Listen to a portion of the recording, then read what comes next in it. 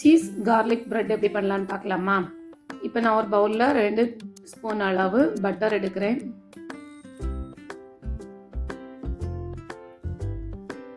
அப்புறமா ஒரு 5 வெள்ளைப்பூண்டு அதை இந்த மாதிரி துருவி நம்ம இதில் ஆட் பண்ணலாம்.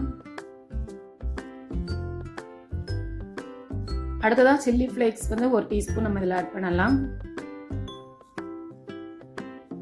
ஆரிகானோ 1/4 டீஸ்பூன் ஆட் பண்ணலாம்.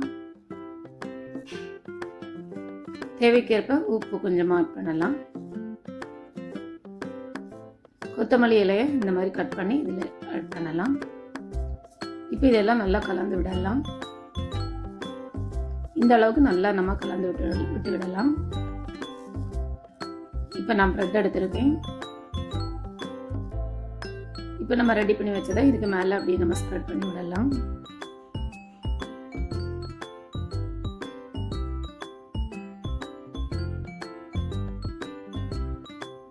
இந்த மாதிரி எல்லா இடத்துலையும் படும்படி நம்ம அதை அப்படி ஸ்ப்ரெட் பண்ணி விடுங்க.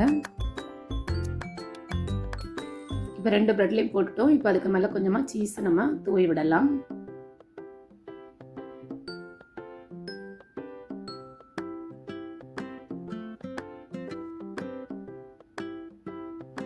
இப்போ நம்ம ஏர் ஃப்ரையரில் தான் வச்சு நம்ம குக் பண்ண போகிறோம். இப்போ ஏர் ஃப்ரையரில் இந்த 2மே நம்ம எடுத்து உள்ள வைக்கலாம். அதுக்கு முன்னாடி ப்ரீ ஹீட் பண்ணிவிடுங்க 10 மினிட்ஸ். இப்போ இதை வந்து நம்ம 160 டிகிரியில் 8 மினிட்ஸ் மாத்திரம் நம்ம இதை குக் பண்ணி எடுக்கலாம். பாருங்கள், இப்போ நமக்கு ரெடி ஆயிட்டு.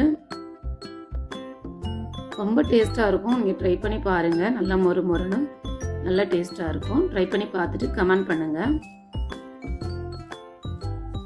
மறக்காமல் நம்ம சேனலை சப்ஸ்கிரைப் பண்ணுங்கள், லைக் பண்ணுங்கள், ஷேர் பண்ணுங்கள். தேங்க்யூ.